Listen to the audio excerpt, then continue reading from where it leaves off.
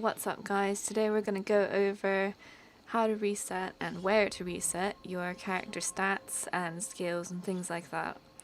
So I'm going to start out in the first alliance of the Aldmeri Dominion of my hometown of birth. And we are currently, if you didn't already recognise, in Elden route in Grahtwood. So I'll show you in the big map here. It's down the very bottom. And in the very centre of the map, it's this big tree. You'll end up probably coming into it at some point in your 20s of level, not your age. So when you get here, we'll have to go into the big tree to find the shrines that we need to reset our skill points and stats. So let's move on over there now. And it's actually going to be just over here. It doesn't look like much, I know. There's some sleeping people and fire. But, oh, the Shrine of Mar, actually, I'm just going to quickly go over this, is where you can get married with another character. And it doesn't really give you a title or anything like that, it just gives you a ring for each of you. And that actually increases your experience boost when you're together and questing together and things like that. So it's really useful to have, but on the downside you can't actually wear another ring. It has to be equipped to get the bonus. Here, the Shrine of Oriel is the one we'll use to reset your attributes. And those are actually your stamina, your health, and your magicka. So if you ever decided, for example, I wanted to change this character to a magic class, so Dragon Knight Sorcerer type thing, then I would want to reset all my points and put them all into magicka instead. So it's really useful to know, really useful to have.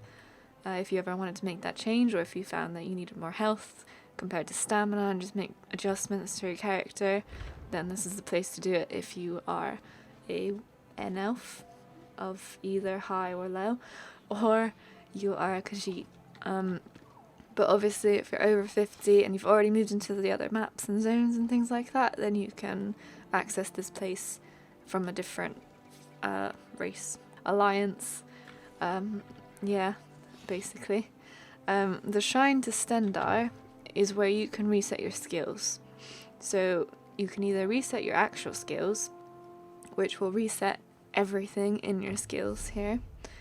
So your ultimate abilities, your active abilities, all of these will get reset. I'm not sure if passives will do. I would hope so. I feel like they would do.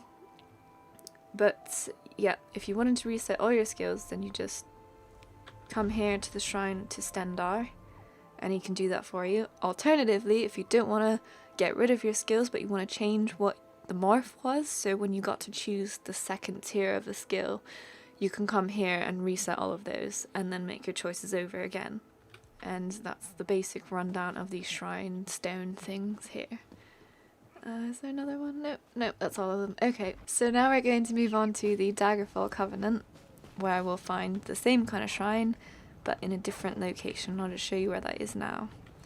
So go to the map, and we're going to Stormhaven, so this area here. And the town we want to go to is actually called Wayrest. So it's one of the bigger cities where you can actually click into, and I'll just go there now for you. Right, so we're now in Wayrest.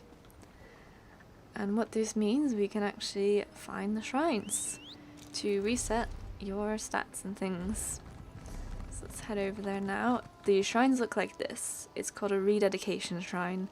So clearly you're praying to a different god for each type of thing you want to change over. So let's head over there now. And they are inside. I always have issues with this. Where to find them. I think they're just in here.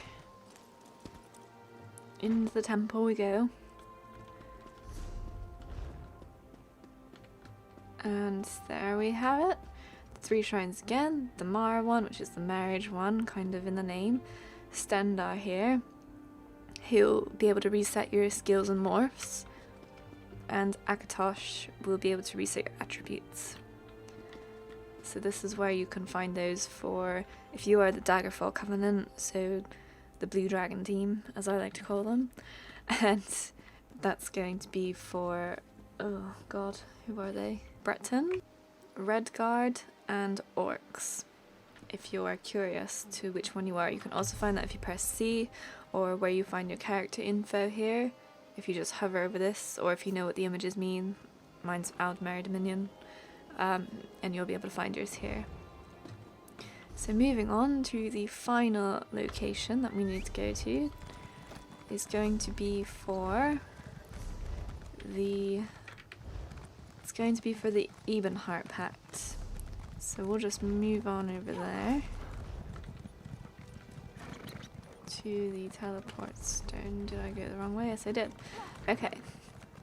Let's move on to this doodah here. And for the Ebonheart Pact, or Ebonheart, whatever you want to call them, we're actually going into a place called Deshaan. Deshaan? Something like that. So click into here, and the city we're looking for is in the middle. It's like the first major big city you get to after the initial starting zone city. So it's like the second map you go into. It's around in the 20s level range. So we'll just go into here. These are also the major cities where you've got the undaunted enclaves and things like that. So they are quite a go-to place, I would say. And let's just head over there for you to show you where it is. And I know I've had issues finding this one before. The temple gets a bit confusing. There's lots of levels. I might not be able to find it first time, but we'll see. And hopefully it'll stop you from getting confused as to where it is as well. So let's head over into this. It's in this big thing here. But which door is it? I'll try this one. So we've gone into the first door, and it doesn't exactly look right, does it? So we may need to go upstairs for this.